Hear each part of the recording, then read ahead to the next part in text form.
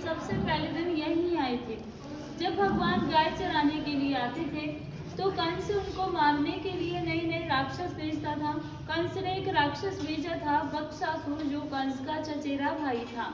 वो आया गाय के बछड़े के रूप में और जाकर भगवान की गायों में मिल गया। भगवान ने देखा ये तो कोई राक्षस है, तो भगवान ने उसका वध कर दिया। तो ग्वालवाल कहने लगे, कन्हैया तूने गाय के बछड़े की हत्या कर दी, तू गौ हत्यारा हो गया, तुझे सभी तीर्थों का स्नान करना होगा। तो ठाकुर जी ने सभी तीर्थों को यहीं पे बुलाया।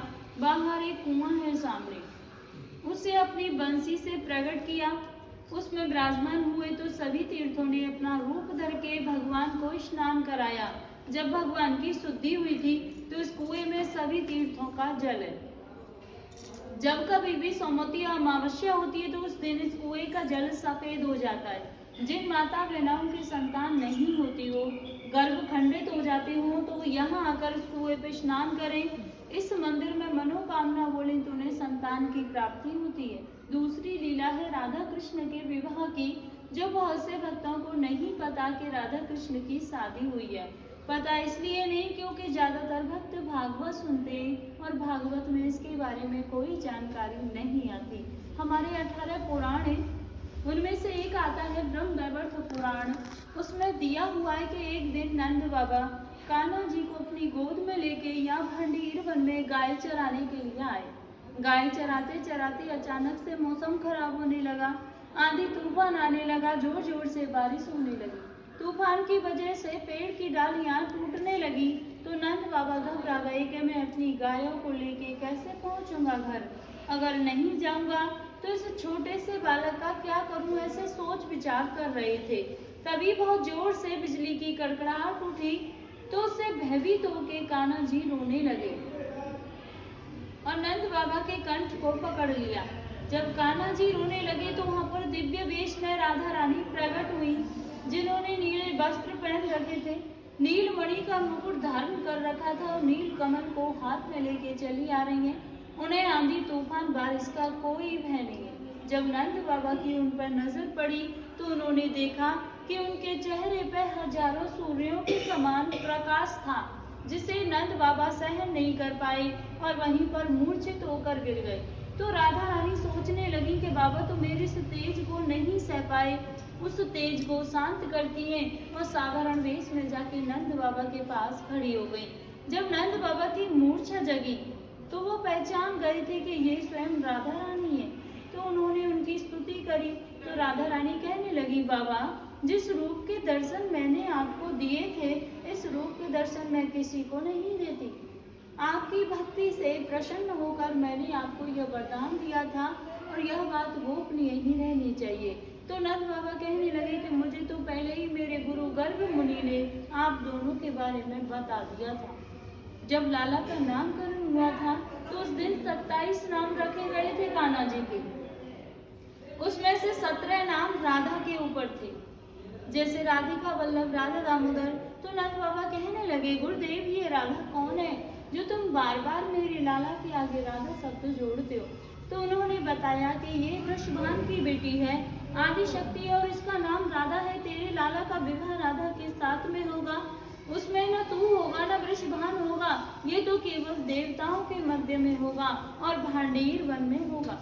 तो नंद बाबा कहने लगे कि मुझे ये सब पहले ही मेरे गुरु गर्ग मुनि ने बता दिया था। मुझे यह भी पता है कि तुम यहाँ किस उद्देश्य से आई हो, क्योंकि आज वो दिन आ गया है और आपकी धरोहर मेरे पास है। कान्हा जी को उनकी गोद में देते हैं, बोले आप अपनी धरोहर को पकड़ो और अपना मनोरथ सिद्ध करने के बाद मेरे लाला को कुशल पूर्वक यशोदा मैया को लौटा देना। तो राधा रानी कान्हा जी को अपनी गोद में लेती है। गोद में लेके जब इस स्थान पर प्रवेश करती है तो यहाँ आते ही कान्हा जी अपनी माया से किशोर अवस्था में हो जाते हैं। फिर उनकी माया से यहाँ पे एक सहस्त्रों खम्भों का मंडप प्रकट हुआ। सहस्त्रों माने हजारों खम्भों का, उसमें सभी खम्भे सोने के थे जो रतन मोतियों से सुशोभित हो रहे थे। बीच में एक सिंहासन था, वह भी सोने का था, जिस पर चढ़ने के लिए 7 सीढ़ियां थी।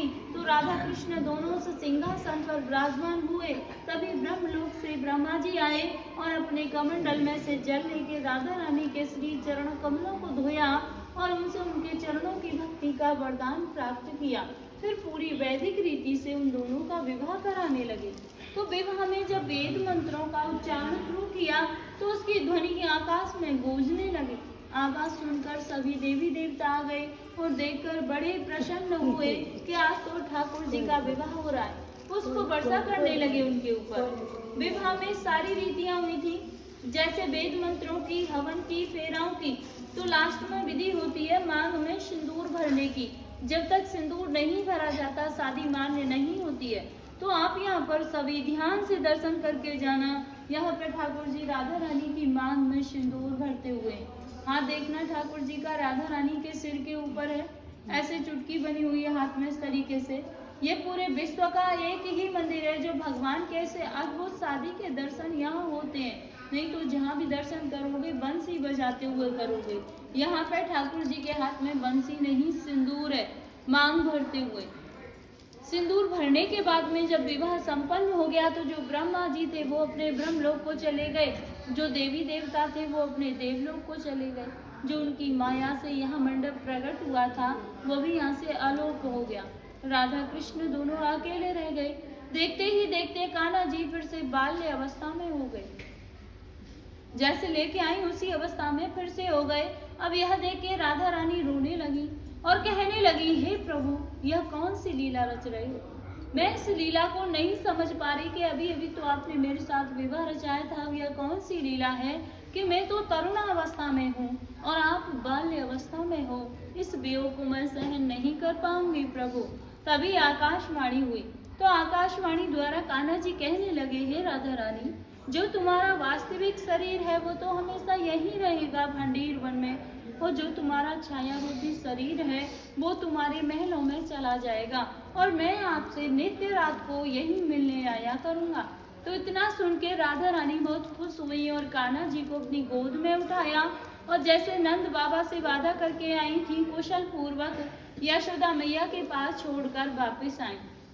तीसरी लीला है, एक दिन राधे कृष्ण इसी वन में बैठे हुए थे तो कन्हैया जी कहने लगे, हे राधे, ये हमारा तुम्हारा निकुंज वन है, हमारी तुम्हारी कुंजों की लीला हुई है, इसलिए आज इस वन को प्रसन्न होकर वरदान देता हूँ। जो भक्त यहाँ पर आएगा और इस कुएं पे आचमन करेगा यानी कि जल पिएगा तो उसे 14 अवतार के दर्शनों का फल प्राप्त होगा।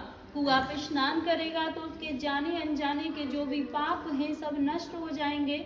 मंदिर में बैठकर कोई मनोकामना बोलेगा तो उसकी मनोकामनाओं को पूरी करूंगा। या फिर कोई भक्त यहाँ पर एक रात्रि निवास करेगा, कुआं पे स्नान करेगा, फिर भांडीर बिहारी के दर्शन करेगा तो उसे गौलोक की प्राप्ति होगी। यहाँ बैठ के कोई चीज खाएगा तो उसे इंद्रलोक की प्राप्ति होगी। या यहाँ पे कोई गौदान करेगा तो उसकी 73 पीढ़ियों का उद्धार होगा।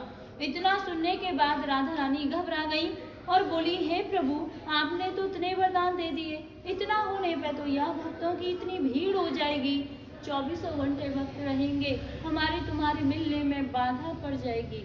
तो ठाकुर जी बोले, हे राधे, गोपनीयम, ये मेरा गुप्त स्थान है, यहाँ पे हर कोई नहीं आ सकता।